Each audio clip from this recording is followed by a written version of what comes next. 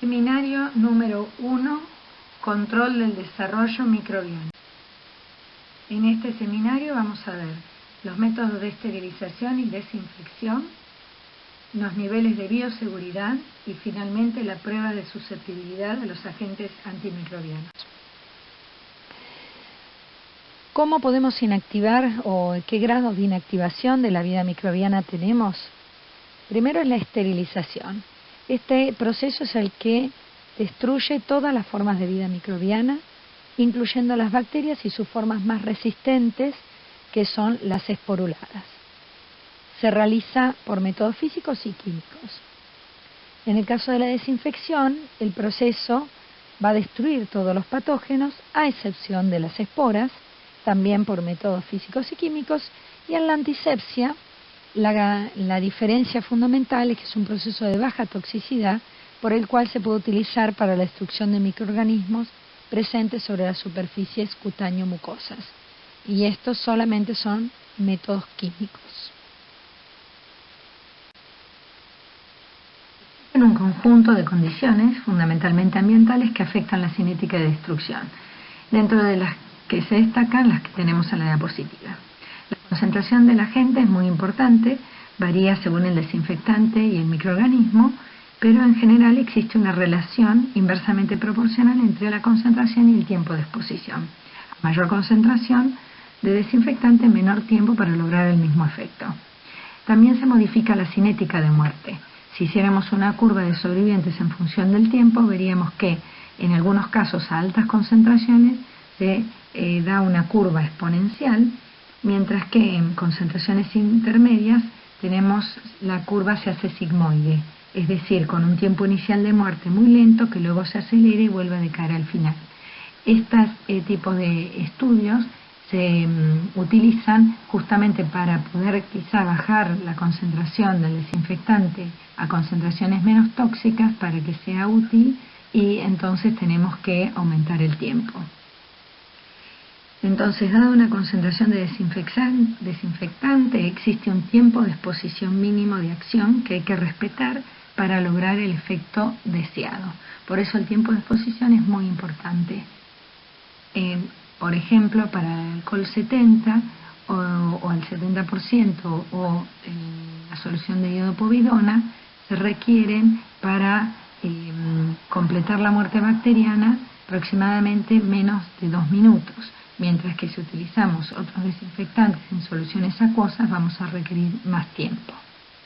El pH del medio es importante porque, entre otras cosas, determina el grado de ionización del agente, y la forma no disociada es la que atraviesa mejor la pared del microorganismo.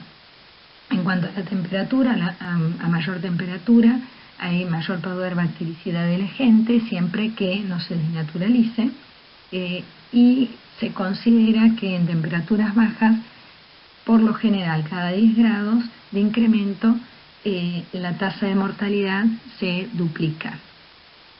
Con respecto a la presencia de materiales extraños, aquí es muy importante la eliminación sobre todo de lo que es la materia orgánica, como moco, pus, sangre, heces, tejidos, etc., que influyen negativamente en la actividad de la mayoría de los desinfectantes, incluso los llega a inactivar. En general forman una cubierta que impide el contacto del microorganismo con el desinfectante, o incluso se combina con el producto formando compuestos inertes o inactivos, que además también suelen dañar al instrumental. Por eso es muy importante, y es el paso previo a toda desinfección o esterilización, la correcta limpieza de los materiales, tanto de los materiales como de las superficies, para mejorar la esterilización o desinfección. Y esto también conlleva a disminuir el número inicial de la población microbiana. Cuanto menos microorganismos tengas, más fácil va a ser eliminarlos. Y finalmente se han descrito resistencias, genes de resistencia de los microorganismos frente a algunos antisépticos. Vamos a comenzar con los métodos de esterilización. Los podemos clasificar en métodos físicos y químicos. También lo vamos a ver luego en desinfección de alto nivel. Dentro de los físicos tenemos los energéticos, como la incineración, los dependientes de calor húmedo y seco, radiaciones gamma y ultravioleta, y los métodos mecánicos es la filtración. Con respecto a los métodos químicos, vamos a tener por vapores como óxido de etileno y peróxido de hidrógeno vaporizado, y en forma líquida glutaraldehído y formaldehído. Métodos físicos de esterilización. La energía térmica es la forma más efectiva de esterilización, una de las más utilizadas en el medio hospitalario. Esta puede realizarse por calor húmedo o calor seco. La esterilización por calor húmedo se realiza con vapor a presión obtenido por el autoclave. Este método destruye a los microorganismos por desnaturalización de sus proteínas celulares. Se utiliza vapor de agua a 121 grados durante 30 minutos. Este es el ciclo más habitual. Esta temperatura se obtiene aumentando la presión a una atmósfera relativa o 2 atmósferas absolutas, ya que este aumento provoca aumentos proporcionales en el punto de ebullición del agua.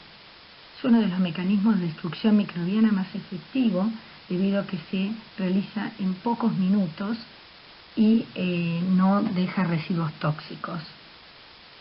Bien utilizado, asegura la esterilización. Hay diferentes equipos para el autoclavado, como pueden ser verticales, de manejo manual, automatizados, con secado, etc. Se utiliza para la esterilización de objetos resistentes al calor, desde instrumental, quirúrgico, por ejemplo, ropa, etc., y también para desechos de peligro biológico. El calor seco provoca desnaturalización de proteínas y lesiones por oxidación. La acción letal es el resultado del calor transmitido desde el material con el cual los microorganismos están en contacto y no desde el aire caliente que lo rodea. Tenemos el calor seco obtenido por estufas de esterilización que alcanzan entre 160 y 180 grados por 1 a 3 horas. Este método se utiliza actualmente solo para algunas situaciones, como la esterilización de elementos quirúrgicos en el consultorio de odontología, o materiales que no se deterioran con el calor y que no soportan el calor húmedo, como aceites, por ejemplo, y también para la esterilización de vidrio. Una forma de calor seco es la incineración.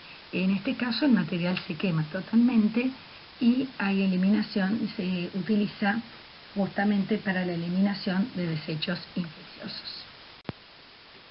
Otros métodos de esterilización físicos son las radiaciones, tanto las radiaciones ultravioletas como las ionizantes y los rayos infrarrojos. Las radiaciones UV son las más utilizadas. El efecto letal sobre los microorganismos se produce por destrucción del ADN, ya que el ADN absorbe la luz UV. Estas radiaciones se pueden producir artificialmente con lámparas de vapor de mercurio y son igualmente efectivas para gram positivos y gram negativos. El principal uso es para esterilizar el aire y las superficies, ya que no penetran en los sólidos y lo hacen pobremente en líquidos. Tiene bajo poder de penetración. Y finalmente los métodos de esterilización mecánicos por filtración, que consiste en el pasaje de soluciones a través de membranas. Se utiliza para la esterilización de soluciones termolábiles. Hay diferentes tipos de filtros.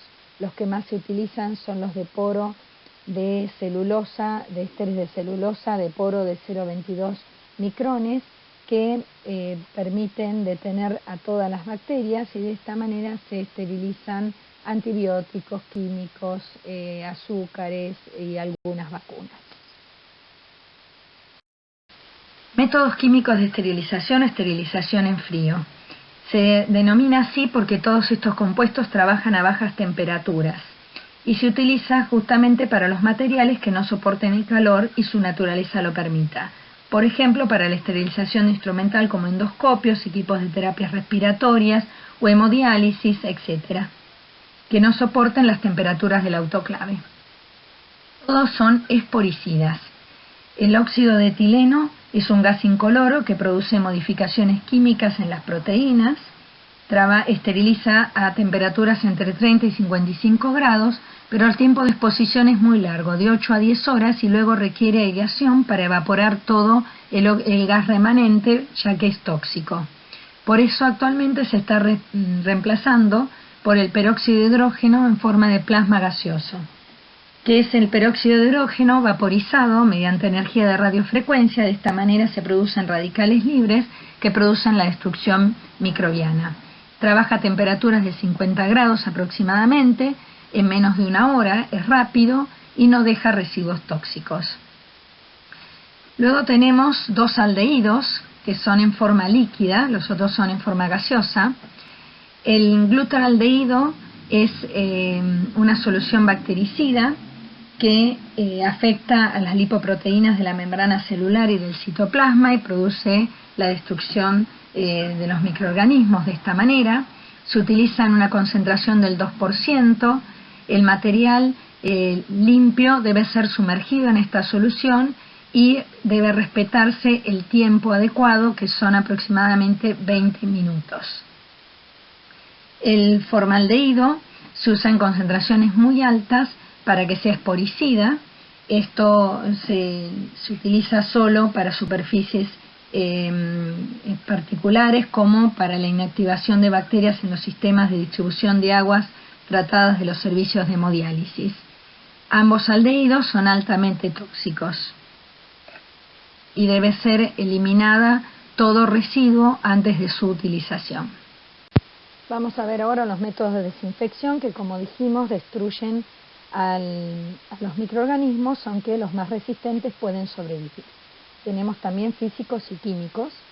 Dentro de los físicos, el más conocido es la ebullición, que consiste en mantener un objeto o una sustancia en un baño de agua a 100 grados durante 30 minutos. Aplicado así, se destruye la mayoría de las formas vegetativas bacterianas, hongos y virus lipídicos, como herpes virus y VIH, y en cambio no es efectivo para la destrucción de esporos y virus no envueltos. La repetición de este proceso durante 3 días se denomina tindalización. El fundamento teórico es que primero se destruyen las formas vegetativas con el proceso de ebullición. En el periodo de reposo, las esporas germinan y en el siguiente proceso de ebullición se destruyen estas nuevas formas vegetativas. De esta manera se logra disminuir aún más la carga microbiana. Sin embargo, no es esterilización.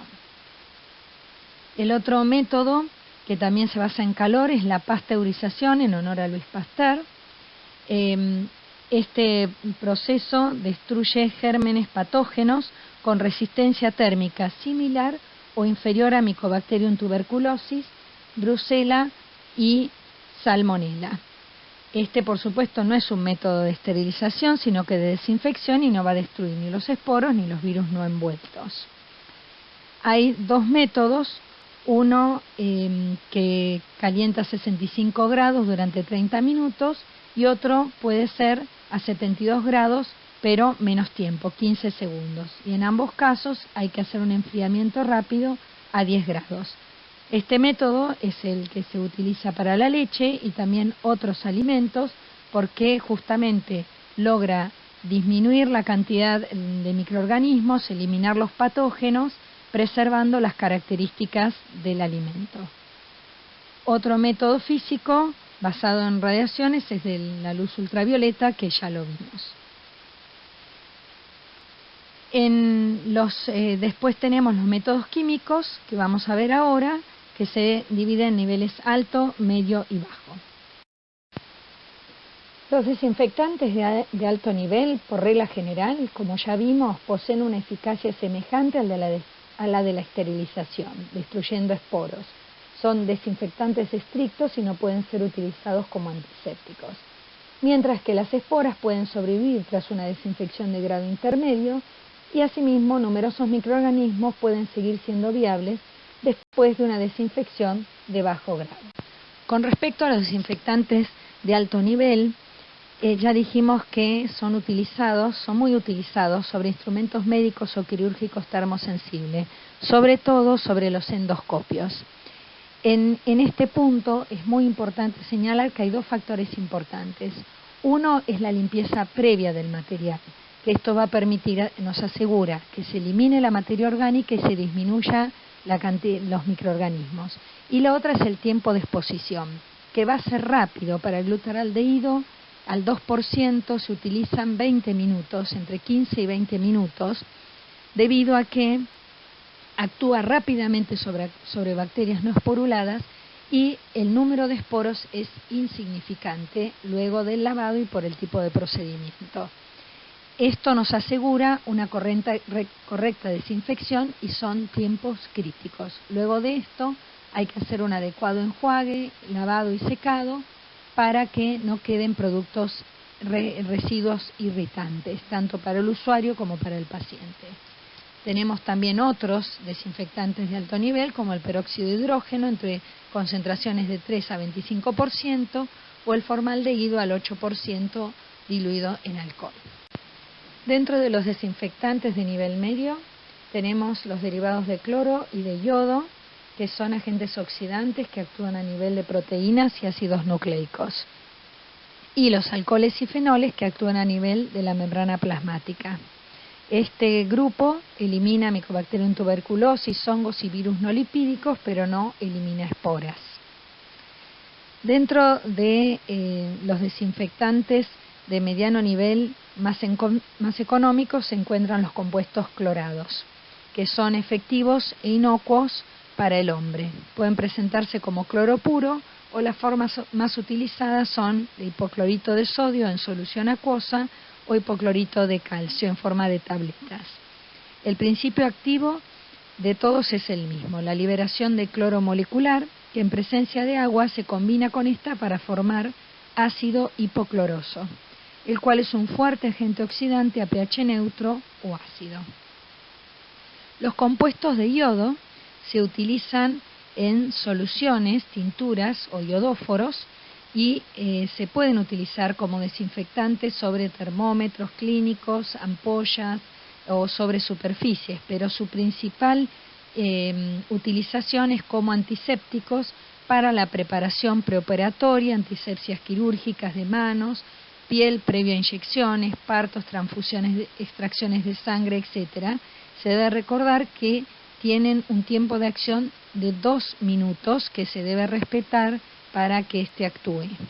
Actualmente se está utilizando el alcohol 70 para reemplazar alguna de estas funciones, como por ejemplo la desinfección de termómetros o incluso la extracción de sangre, porque tiene un tiempo de acción más rápido.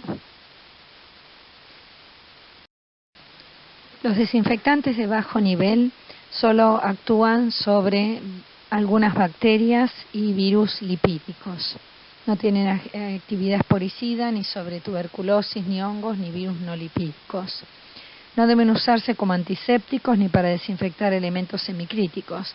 Y tampoco deben utilizarse dentro de recipientes para desinfectar por inmersión, porque hay muchos microorganismos, como por ejemplo Pseudomonas aeruginosa, que son capaces de multiplicarse en estas condiciones. Los compuestos más comunes son dentro de este grupo son los de amonio cuaternario, como el cloruro de benzalconio, el tritón, los detergentes y las sales de plata. Estos desinfectantes se utilizan solo para ítems no críticos y para la limpieza doméstica. Ahora bien, ¿qué desinfectante usamos o qué procedimiento utilizamos? Va a depender del tipo de objeto a desinfectar y de la probabilidad que tiene de producir una infección si estuviera contaminado. Para esto entonces clasificamos a los elementos en críticos, semicríticos y no críticos. Los críticos son aquellos que se introducen directamente en el cuerpo, la sangre o cualquier área del organismo que suele ser estéril, que por lo tanto entonces tenemos un altísimo riesgo de producir una infección si este elemento ingresa contaminado. Por lo tanto, para los elementos críticos vamos a querer que estén esterilizados, ya sea por calor húmedo, por calor seco, radiaciones o desinfección de alto nivel. Los elementos semicríticos son aquellos que están en contacto con las mucosas intactas, que normalmente están colonizadas por la flora normal, pero no la atraviesan. Dentro de este grupo van a estar los termómetros de uso rectal y oral, fibroscopios, tubos endotraqueales, broncoscopios. Aquí lo más aconsejable también es la esterilización, pero se acepta una desinfección con agentes de alto o mediano nivel, siempre posterior a un cuidadoso lavado con agua y detergente. Y finalmente los elementos no críticos que se encuentran en contacto con la piel sana, pero no con las mucosas. En condiciones normales tienen muy poca posibilidad de producir infección, pero sí pueden funcionar como vectores mecánicos que transfieren gérmenes de un paciente a otro, favoreciendo infecciones cruzadas. Estos elementos son los estetoscopios, máscaras faciales, humidificadores, entre otros objetos. Y esto se considera suficiente, el lavado con agua y detergente, seguido de la aplicación de un desinfectante de mediano nivel. Los antisépticos se utilizan para reducir el número de microorganismos presentes en las superficies cutáneas. Ahí en esta diapo tenemos algunos de los ejemplos de los más utilizados. Los alcoholes, y el alcohol 70% en particular, presentan una actividad excelente frente a todos los grupos de microorganismos, con excepción de los esporos. No son tóxicos, sin embargo tienden a resecar la piel porque elimina los lípidos, por eso se utiliza como alcohol gel para la higiene de manos.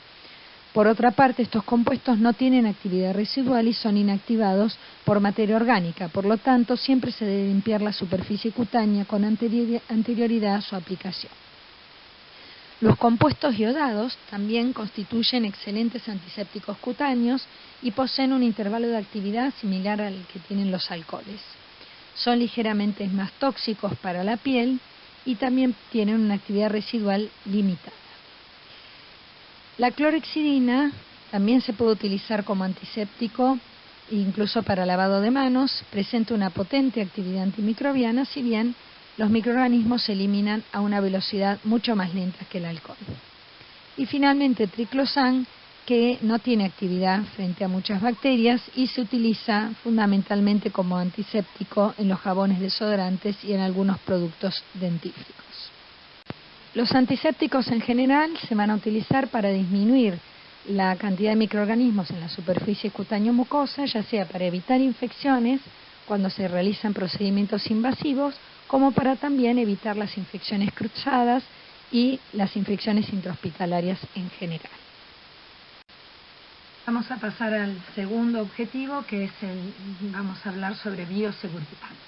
Esta es la aplicación de conocimientos, técnicas y equipamientos para proteger a personas, laboratorios, áreas hospitalarias y medio ambiente de la exposición a agentes potencialmente infecciosos o considerados de riesgo biológico. En el hospital se evalúa, de acuerdo a la evidencia científica y a los estudios de riesgo, bajo qué condiciones hay que trabajar para frenar el avance de un agente infeccioso y confinar el riesgo biológico y reducir la exposición potencial tanto del personal de laboratorio y áreas hospitalarias críticas, de personal de áreas no críticas, paciente y público en general, y medio ambiente de los potenciales agentes infecciosos. La OMS clasifica a los microorganismos para poder evaluar cuáles son los elementos de protección y de contención y los equipamientos para el trabajo con los mismos, de acuerdo a grupos de riesgo. Entonces tenemos el grupo 1, que incluye aquellos microorganismos que tienen poca probabilidad de provocar enfermedades en el ser humano o en los animales. Estas indicaciones son tanto para el ser humano como para enfermedades en animales. Entonces, en este grupo se van a incluir la mayoría de los microorganismos que forman parte de nuestra flora habitual, algunos microorganismos saprófitos, incluso algunos microorganismos que son protectores como los lactobacilos. como tienen pocas probabilidades de provocar enfermedades en el hombre, los elementos de protección son mínimos, son los estándares y no requiero protecciones especiales ni equipamiento especial. En el grupo 2 ya tengo incluyo patógenos que tienen riesgo individual moderado y riesgo poblacional bajo. O sea, agentes patógenos que pueden provocar enfermedades en humanos o animales, pero que tienen pocas probabilidades de entrañar un riesgo grave para el personal del laboratorio, la población, el ganado o el medio ambiente. En el laboratorio puede provocar una infección grave, pero existen medidas preventivas y terapéuticas eficaces y el riesgo de propagación es limitada. Aquí tenemos microorganismos como Clostridium, Listeria monocitógenos, virus, sarampión, hepatitis, salmonela, de los cuales cuando uno trabaja con ellos o está en contacto con pacientes que están infectados, siempre debe tomar medidas de precaución. Porque hay riesgo siempre y una de las medidas estándares las debe utilizar, pero no requerimos algunos, por ejemplo, equipamientos especiales como pueden ser cabinas de bioseguridad para su manipulación. En grupo 3 de riesgo incluye aquellos microorganismos con riesgo individual elevado y poblacional bajo. Son agentes patógenos que suelen provocar enfermedades en humanos o animales, enfermedades graves, pero que de ordinario no se propagan de un individuo a otro. Hay además medidas preventivas y terapéuticas eficaces. Ya los laboratorios que trabajan con grupo 3 necesitan sí o sí tener cabinas de bioseguridad tipo 2 que protejan tanto al personal como a la muestra y también en estos casos, por ejemplo en el caso de Mycobacterium tuberculosis que se disemina por aerosoles y por el aire, en el hospital se requieren también filtros para las habitaciones, etc.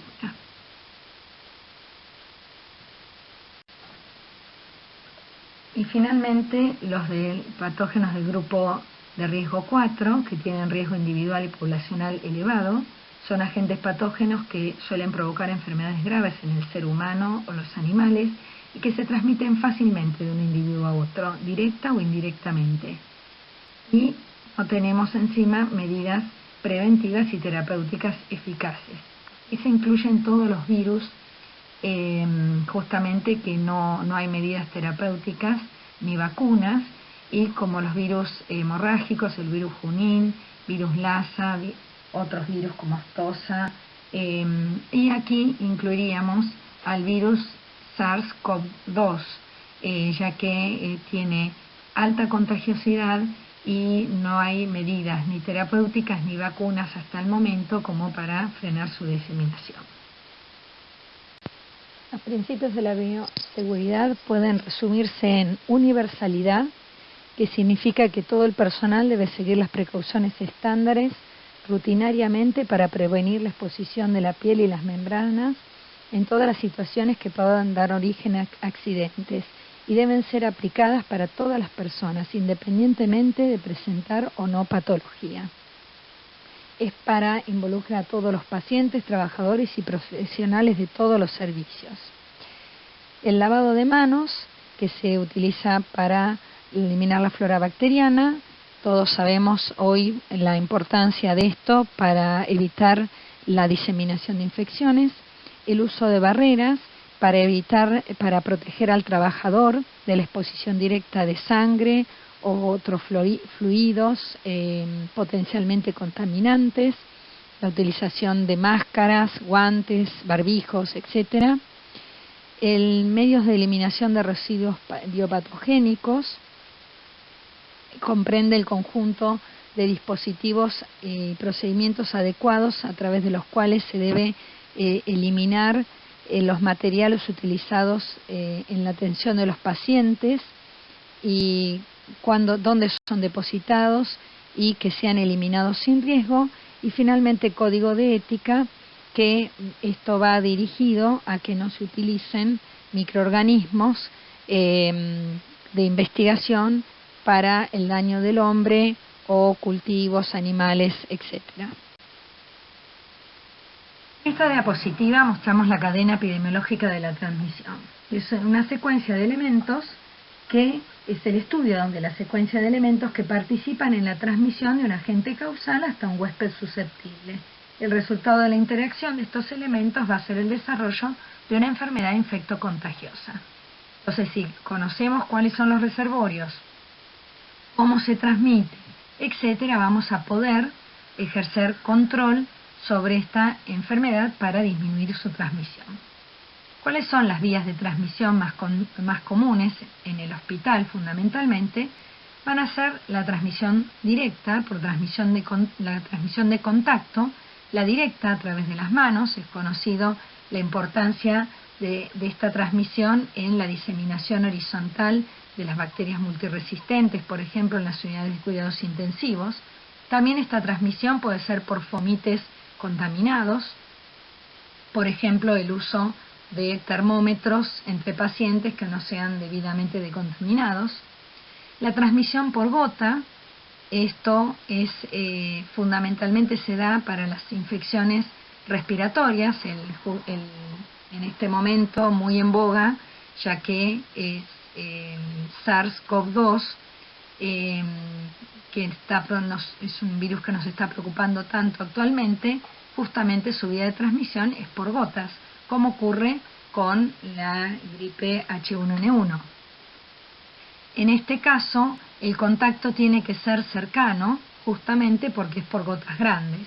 Aproximadamente entre 1,5 metros hasta 2 metros pueden llegar las mismas.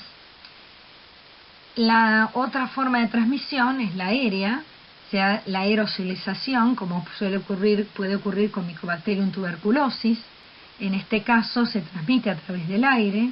Entonces, si tenemos un paciente infectado con tuberculosis, se debe aislar, por supuesto, se debe utilizar barbijos N95 y filtrar el aire de la habitación, porque la micobacteria permanece en el aire. Y la transmisión por vehículos, como por ejemplo soluciones parenterales contaminadas. Para disminuir la transmisión por todas estas vías, es que se instauran en el hospital lo que se denominan precauciones estándares, que se van a utilizar para el manejo de cualquier paciente siempre que estemos en contacto con manejo de fluidos corporales, de sangre y secreciones, cuando la piel no esté intacta, por ejemplo. ¿A quiénes se va a aplicar? Entonces a todos, frente a todos los pacientes, para el cuidado del paciente y del personal de la salud. Aquí vemos en esta diapositiva una graficación de las precauciones estándar y vemos, lavado de manos, el uso de guantes, de barreras, guantes, camisolín y delantal, barbijo y protección ocular, el descartador de punzantes, el no encapuchar agujas. Esta es una de las principales causas de accidentes cortopunzantes y es una práctica que hay que desterrar, lo mismo doblar las agujas, y también la disposición de la ropa y la basura en los lugares correctos, ya sea tanto para proteger al personal de limpieza y de lavadero, como también para proteger el medio ambiente. Bueno, vamos a volver sobre el lavado de manos porque esta es una de las medidas más simples y más eficaces para prevenir la cadena de transmisión de los microorganismos y también para prevenir las infecciones intrahospitalarias. Por eso debe ser aplicado por todo el personal de salud. Este es un desafío que planteó la OMS hace 10 años para minimizar justamente la diseminación de microorganismos multiresistentes sobre todo. El principal objetivo del lavado de manos es eliminar la flora microbiana transitoria, que está constituida por microorganismos como estafilococos, bacilos gram negativos, estreptococos, microorganismos que vamos adquiriendo a medida que tocamos diferentes superficies, equipos, incluso al paciente. Y minimizar y disminuir la flora microbiana residente de la piel, que es está integrada por la flora habitual. No la vamos a eliminar totalmente, sino que la vamos a disminuir. En esta microbiota tenemos estafilococos coagulasa negativos, bacilos gram positivos, etc. Las vías para eliminar o disminuir la flora bacteriana son dos: o por acción mecánica de arrastre, que se realiza con agua y jabón, y el efecto de fricción, y así eliminamos la flora, los microorganismos transitorios, y mediante una acción germicida que destruye gran parte de la flora residente, también utilizando para ello un agente o jabón antiséptico. Tenemos diferentes tipos de lavado de manos. Uno es el lavado doméstico, el lavado social, que es el de uso común, de higiene personal. Se realiza con jabón convencional y se debe realizar antes y después de comer, luego de salir del trabajo, cuando uno llega a casa, etc. Actualmente esto está muy difundido a raíz del COVID-19 y ya en su momento con la gripe H, cuando se difundió la gripe H1N1, también se incorporó bastante en la población el hecho del lavado de manos. El otro lavado de manos es el clínico, es el que el personal de salud realiza antes y después de contactar con los pacientes. Esto puede ser realizado en la higienización con alcohol gel o con agua y jabón, como vamos a ver después. Y el lavado de manos quirúrgicos es el que se efectúa antes de un procedimiento que involucre manipular material estéril que va a penetrar en los tejidos. Y este siempre es con antiséptico. En esta diapositiva vemos los 5 momentos que propone la OMS para la higiene de manos, que son 2 antes y 3 momentos después. 1 antes de tocar al paciente, 2 antes de realizar una tarea limpia aséptica, 3 después del riego de exposición con líquidos corporales, como por ejemplo el manejo de un catéter o una sonda, 4 después de tocar al paciente y 5 después del contacto con el entorno del paciente. A ustedes les parecerá quizá que es como muy evidente que esto habría que hacerlo. Sin embargo, les digo que es bastante difícil que los médicos, sobre todo, tomen la actitud de higienizarse las manos antes y después de entrar a la habitación de un paciente. Entonces tenemos que ir incorporando esto desde ahora para que quede en nosotros como una norma y una regla. Esta diapositiva lo que quiere mostrar es hacernos tomar conciencia de que en todos los lugares y todas las superficies podemos encontrarnos con microorganismos. En este dibujito faltaría el paciente también, que también estaría colonizado por microorganismos en su piel, etc. Entonces, es para que recordemos que siempre, después de tocar cualquier cosa, hasta si me senté o toqué nada más que una baranda, debo higienizarme las manos. Aunque no haya hecho nada, no haya tocado al paciente, debo higienizarme las manos antes y después de ver al paciente y cuando salgo de la habitación. ¿Cómo nos desinfectamos las manos? Para proceder al lavado se debe limpiar las manos frotándolas con un desinfectante a base de alcohol, preferentemente alcohol gel, es el más común. Es el medio habitual para desinfectar las manos cuando estas no están visiblemente sucias. Es más rápido, más eficaz y mejor tolerado por las manos que lavarlas con agua y jabón. Las manos se lavan con agua y jabón cuando estén visiblemente sucias, manchadas con sangre u otros líquidos biológicos, y cuando se sospeche o se tenga constancia de que se está expuesto a patógenos que liberan esporas, especialmente en brotes de Clostridium difficile. Se prefiere el lavado de manos con agua y jabón porque de esta manera arrastra, mientras que el alcohol no es efectivo frente a las esporas. Este procedimiento es el que propone la OMS. Hay que hacerlo durante más o menos 20-30 segundos para que realmente haya una buena fricción y se higienicen todas las partes de las manos. Y algunos dicen que bueno, hay que cantar el feliz cumpleaños 2 veces. para acordarnos de cuánto tiempo al procesarlo, y los invito a ustedes a que lo hagan en sus casas y practiquen para también incorporar este lavado de manos siempre, y así se hace de una forma, en forma de hábito. Aquí se muestran diferentes tipos de dispensadores de antisépticos, de alcohol gel, de jabón antiséptico, etc. Vamos a volver sobre el uso de barreras. Estos son los elementos que protegen al personal de salud de la transmisión de infecciones, y las podemos clasificar en barreras físicas o de inmunización activa, que son las vacunas. Con respecto al uso de barreras físicas, tenemos los guantes, que ya los nombramos.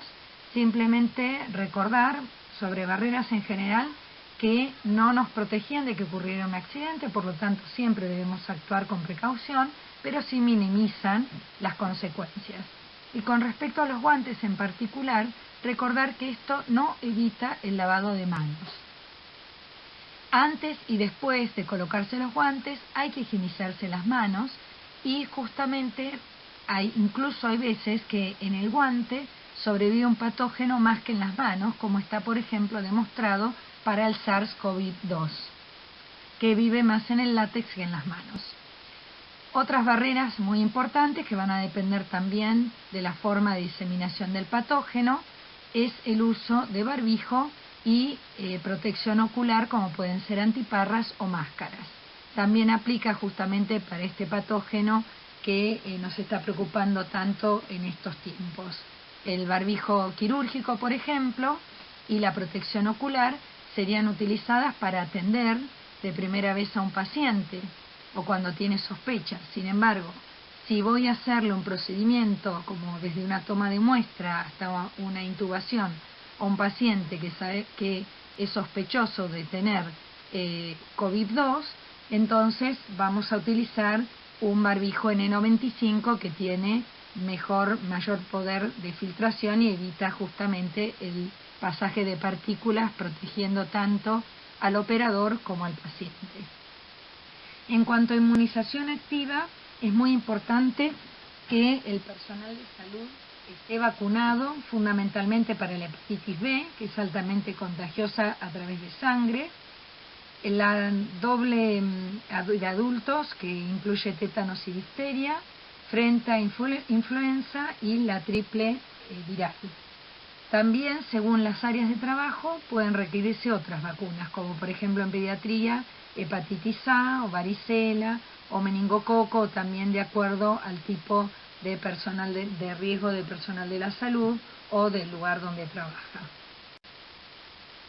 Dentro de las normas de bioseguridad también existen las normativas para la eliminación de los residuos biopatogénicos. Estas normas establecen la manera de eliminar los elementos de riesgo patológico con el fin de proteger a los individuos y al medio ambiente. Y los establece dos tipos de residuos, que son los objetos cortopunzantes y los objetos no cortopunzantes. Los objetos cortopunzantes son eliminados en el medio hospitalario en dispositivos rígidos. Se debe descartar todo: aguja, bisturí, ampolla de vidrio, todo aquello que pueda significar un accidente para una persona que tome esto de forma desprevenida, como puede ocurrir cuando quedan estas cosas y llegan al lavadero y allí hay accidentes. Las agujas deben ser eliminadas, no dobladas, ni rotas o reencapsular. Esto ya lo dije en otra diapositiva y lo vuelvo a remarcar porque sigue siendo uno de los principales problemas que hay en el descarte de este tipo de materiales. Los no cortopunzantes se dividen en desechos comunes que van a la bolsa negra, como pueden ser los alimentos, los residuos biocontaminados, que son todos aquellos que tienen sangre o fluidos visibles, van todos a la bolsa roja, y los residuos químicos, que van a bolsa amarilla. Y bueno, finalmente, para tener en cuenta que hay códigos de ética para evitar el uso maligno de las ciencias. Esto está muy en boga hoy en día, pero lo que se promueve es una conducta ética en la investigación y en el entrenamiento en las áreas de bioseguridad para prevenir el uso de microorganismos como armas biológicas y así proteger la salud pública y proteger la paz mundial. Bueno, y finalmente recordar que entonces la bioseguridad y sus normas deben ser respetadas por todos en pos de la protección del paciente y del profesional de la salud a fin de interrumpir la cadena de transmisión y no hacerse solo cuando tengo miedo de contagiarme, sino siempre y ante todos los pacientes y también protegiendo a todos los pacientes. Vamos a ver dentro del seminario 1 ahora las pruebas de sensibilidad a los agentes antimicrobianos.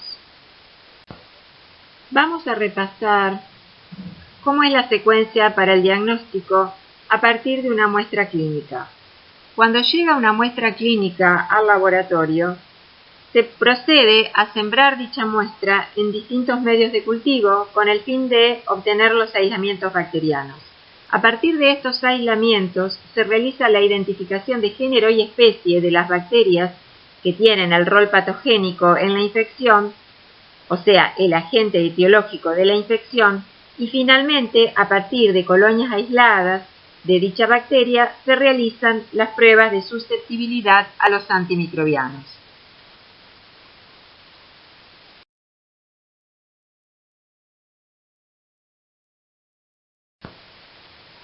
Para determinar la sensibilidad de una bacteria a un determinado antimicrobiano, se pueden utilizar dos metodologías. Una es la de difusión en agar, el método de discos, y otro la medida de la concentración inhibitoria mínima o SIM.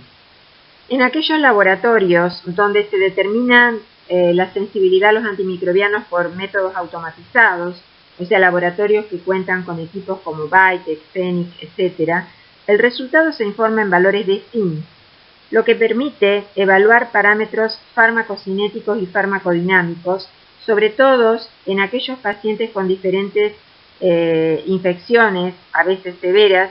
Esto es de mucha utilidad, sobre todo también para microorganismos que son multiresistentes. Estos son los llamados parámetros PK-PD, que veremos un poco más adelante en este mismo seminario, para los cuales es necesario obtener un dato de valor de SIM, de concentración inhibitoria mínima, para los microorganismos multiresistentes que muchas veces no tienen otras opciones terapéuticas. Bueno, vamos a ver el antibiograma por el método de difusión, que se denomina método de Kirby-Bauer. Este método consiste en colocar discos de papel embebido en solución de antimicrobianos sobre una placa de Müller-Hinton que ya contiene una suspensión de la bacteria a estudiar. Cada disco de papel tiene un antimicrobiano distinto. Y esto se hace de la siguiente forma. Se toma una placa de Petri que contiene un determinado volumen de Müller-Hinton, de modo que el espesor de agar en la placa sea de aproximadamente 4 milímetros. Se realiza aparte una suspensión en solución fisiológica de colonias aisladas de la bacteria que queremos estudiar, hasta que se alcanza una turbidez del equivalente al 0.5 del McFarland, de la escala de McFarland. Luego se hace rotar un hisopo embebido con esta suspensión bacteriana sobre el agar Müller-Hinton y se hace en distintas direcciones. Esto es así para que obtengamos un crecimiento que sea confluyente de la bacteria.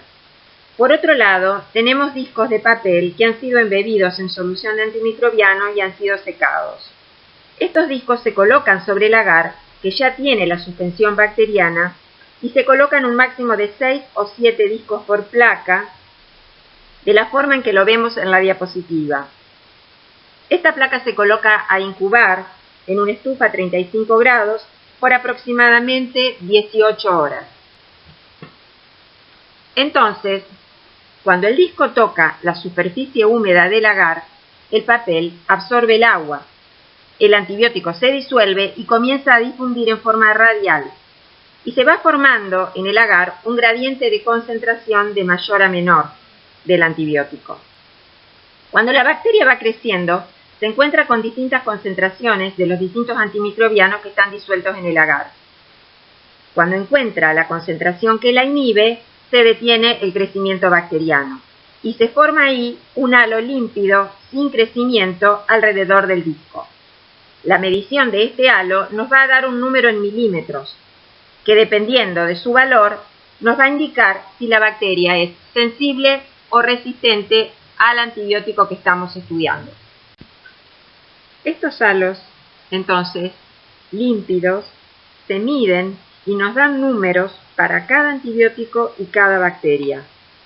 Hay tablas, como las que vemos acá, que nos indican cuál es el número por debajo del cual un antimicrobiano para una determinada bacteria es considerado resistente y cuál es el número por arriba del cual un antimicrobiano para una determinada bacteria se considera sensible.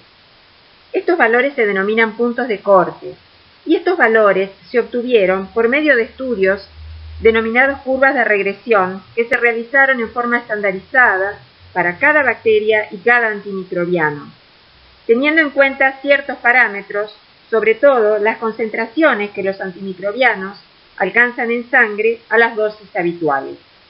Por eso es muy importante que se respeten todas las condiciones que yo les enumeré antes cuando se realiza el método de difusión por discos o método de Kirby-Bauer. Las tablas, que son las recomendaciones, como la que estamos viendo, son realizadas y revisadas cada año por dos grupos, fundamentalmente EUCAS, que es el grupo europeo, y CLSI, que es el grupo americano. Nosotros nos guiamos por las recomendaciones del grupo americano, o sea, por las recomendaciones de CLSI aquí en Argentina. Entonces, teniendo en cuenta todo lo que dijimos anteriormente, si nosotros pensamos en un bacilo gram negativo, como por ejemplo un Escherichia coli, acá, mirando en esta tabla, tenemos que la ampicilina, si tiene un halo mayor o igual a 14, es sensible, y si tiene un halo menor o igual a 11, es resistente. Nos queda siempre una zona intermedia, como acá sería el 12, el valor 12 y el valor 13, que es como un gris, que se denomina intermedio. Y eso se informa y clínicamente va a ser considerado teniendo en cuenta el tipo de infección, la localización de la infección, la eliminación del antibiótico, la concentración que alcanza en sangre, etcétera, para saber si lo vamos a poder usar o no lo vamos a poder usar como antimicrobiano para tratar esta bacteria. El método de difusión por discos es el único al que puede acceder cualquier laboratorio porque es manual. Es la primera técnica que se usa para tener una idea de la sensibilidad de las bacterias y es un método cualitativo. Y desde el punto de vista clínico nos permite diferenciar a las bacterias en bacterias sensibles, aquellas que son inhibidas por las concentraciones que el antibiótico alcanza en sangre a dosis habituales, por cualquier vía de administración, inclusive la vía oral. Bacterias de susceptibilidad intermedia, que son inhibidas in vivo cuando se administra el antibiótico a dosis más altas que las habituales.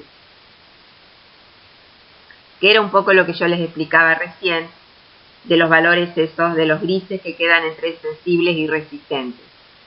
Y las bacterias resistentes son inhibidas por concentraciones del antibiótico que nunca son alcanzadas in vivo, por lo cual ese antibiótico no va a ser útil para el tratamiento de esa bacteria.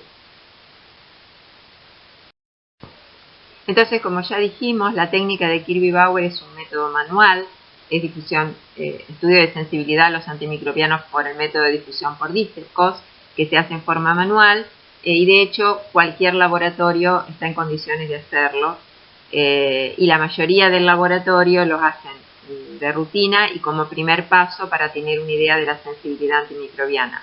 ¿En qué especies bacterianas, sobre todo las de crecimiento rápido, enterobacterias, estafilococos, pseudomonas aeruginosa, se utiliza Müller-Hinton? como ya dijimos. Y para las bacterias fastidiosas como Neisseria gonorrhoeae, Streptococcus pneumoniae, Haemophilus influenzae B, se utilizan medios suplementados con distintos requerimientos nutricionales que son necesarios para que estas bacterias crezcan. Otra forma de medir la sensibilidad de una bacteria frente a un determinado antibiótico es mediante la determinación de la concentración inhibitoria mínima, o SIM. La SIM es la mínima concentración de antibiótico necesaria para inhibir el desarrollo de un determinado inóculo bacteriano. La SIM se puede realizar en medio sólido, que es el método patrón, o en medio líquido. Existen macro y micrométodos para estudios de SIM en medio líquido. Y a partir de una SIM en medio líquido podemos llegar a conocer la CBM, que es la concentración bactericida mínima, que es la concentración mínima de un antibiótico necesaria para matar a esa bacteria, ya no solo para inhibirla, sino para matarla. En la determinación de la SIM, el inóculo bacteriano se enfrenta a diluciones seriadas en base 2 del antimicrobiano y se observa a simple vista cuál es la más baja dilución que no presenta crecimiento bacteriano, siendo esta dilución el punto final de la prueba. Esta prueba, o sea la SIM, se informa microgramos mililitro o gramos litro, la pueden ver informada también. Aquí, según vemos, el valor de la SIM para este antimicrobiano y para la bacteria estudiada sería de 4 microgramos mililitros, ya que es el primer tubo sin crecimiento, o sea, es el primer tubo de la serie que vemos límpido. Este método se puede emplear para todo tipo de bacterias, ya sea las bacterias de crecimiento rápido y también las bacterias fastidiosas y las bacterias anaerobias. Por otro lado, la SIM en medio sólido es considerado un método patrón, ya que este medio puede suplementarse, como bien lo dice ahí la diapositiva, con distintos requerimientos nutricionales o distintas necesidades que tenga la bacteria a ensayar para su crecimiento, para poder determinar la sensibilidad. Y así podemos determinar la sensibilidad de cualquier especie bacteriana y el punto final de la prueba no varía.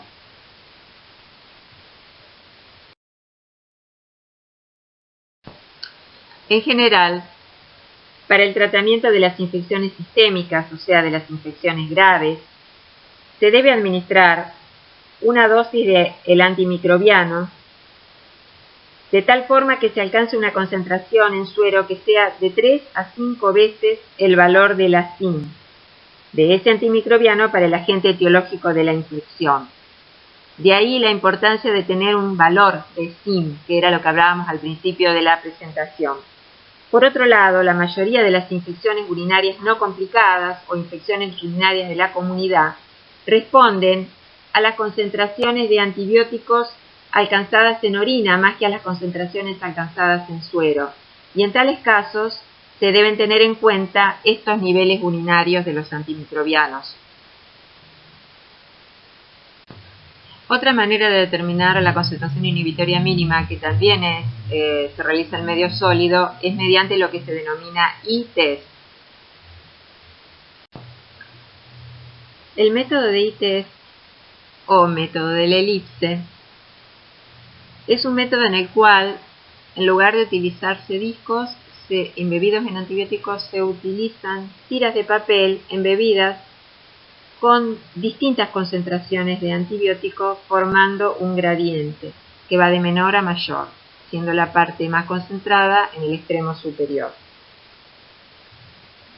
La metodología es la misma que la que vimos para el Kirby-Bauer. Se respetan todas las mismas condiciones, es decir, se trabaja con Müller-Hinton, se prepara el mismo inóculo, se hisopa de la misma forma, excepto que cuando vamos a colocar los antimicrobianos, en lugar de colocar discos de papel que tienen una única concentración, colocamos una tira que tiene un gradiente de concentración. que va a difundir al medio ya no en forma radial como lo hacía el disco, sino en forma lineal perpendicular a la tira, de tal forma que difunde. Las mayores concentraciones van a estar en el extremo superior y las menores concentraciones encontradas van a estar en el extremo inferior de la tira. La bacteria, al crecer, se va a ir encontrando con distintas concentraciones del antimicrobiano, que van a ser mayores en la parte de arriba. Por eso vemos que la elipse es más ancha en la parte de arriba y se va a ir cerrando a medida que las concentraciones vayan disminuyendo. El punto final de la SIM, en este caso, es donde la bacteria toca la tira, el crecimiento bacteriano. Esa es la concentración inhibitoria mínima, ya que todas las concentraciones superiores a esta inhiben el crecimiento de la bacteria. Vamos a hablar ahora de los parámetros farmacocinéticos y farmacodinámicos, que son los parámetros que más se usan en clínica para adecuar regímenes terapéuticos, sobre todo en aquellos pacientes que tienen infecciones graves. Una terapia racional con antibióticos necesita regímenes de dosificación óptimos, no solo para garantizar la eficacia clínica del tratamiento, sino también para minimizar la selección y la diseminación de cepas de microorganismos patógenos multiresistentes, sobre todo los panresistentes, que son un problema a nivel mundial. La farmacocinética es una herramienta empleada para describir y predecir las concentraciones de un fármaco en los diferentes líquidos biológicos, comúnmente hablamos de plasma, que combinada con la información farmacodinámica, por ejemplo, estudio de sensibilidad de los microorganismos patógenos a los antibióticos, contribuye al desarrollo de modelos farmacocinéticos farmacodinámicos con el objeto de mejorar la eficiencia del uso de dichos agentes antimicrobianos. El logro de esta metodología es describir, predecir y en lo posible comprender la evolución temporal del efecto antibiótico en función de la dosis administrada.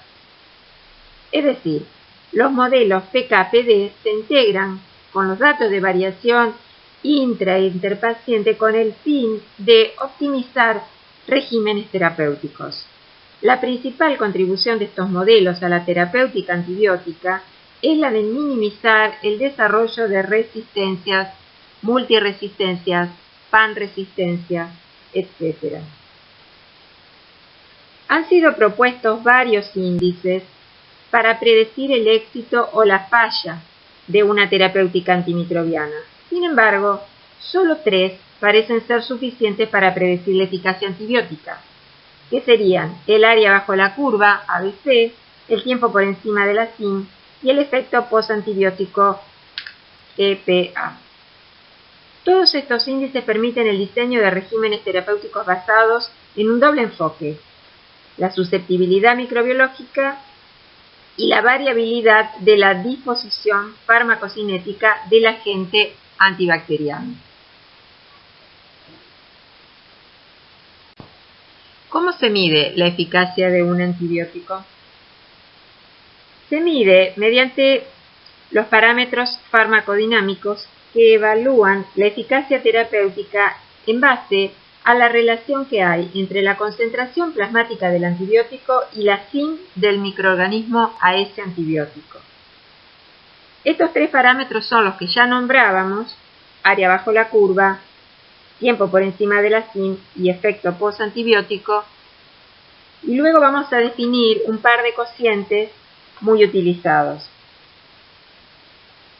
Para los microorganismos con extrema resistencia antibiótica o panresistencia que no tienen opciones terapéuticas, se utilizan antibióticos que tienen SIM altas o SIM intermedias, según lo definido en puntos anteriores, pero, por ejemplo, se usa infusión continua.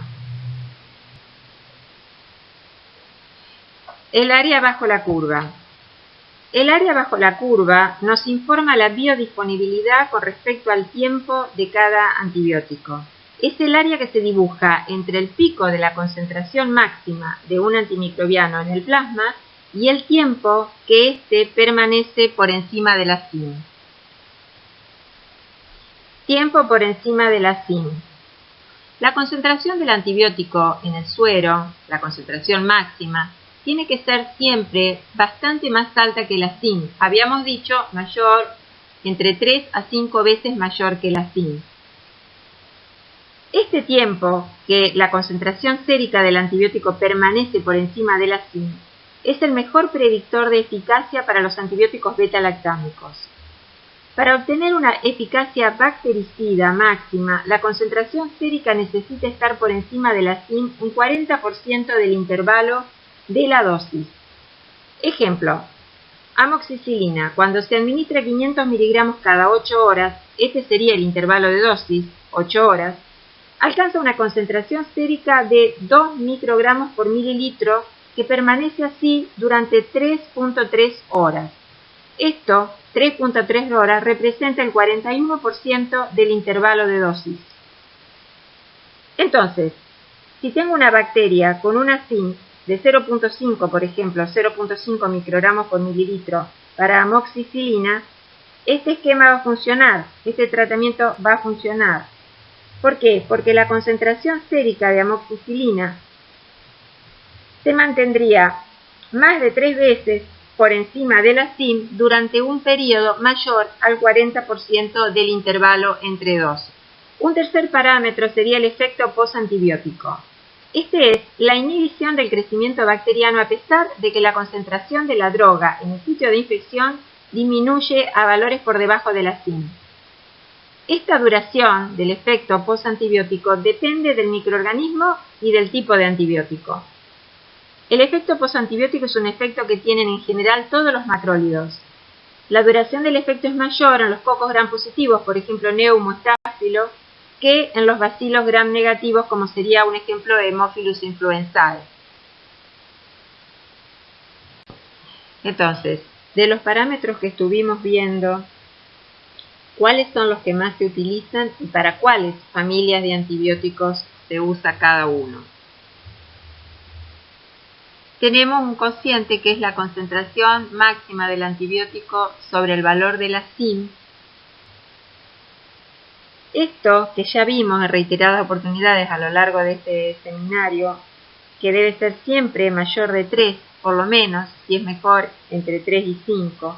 Y esto es muy buen predictor tanto para las familias de beta-lactámicos como aminoglicósidos como fluoroquinolonas. La tasa ABC, área bajo la curva sobre la SIM, es el parámetro que mejor predice la eficacia de familias de aminoglicósidos, fluoroquinolonas, así como para la citromicina, telitromicina, tetraciclinas, vancomicina, quinupristina, etc. Y el tiempo por encima de la SIM es un muy buen predictor para todos los beta-lactámicos, como acá figuran en este cuadro.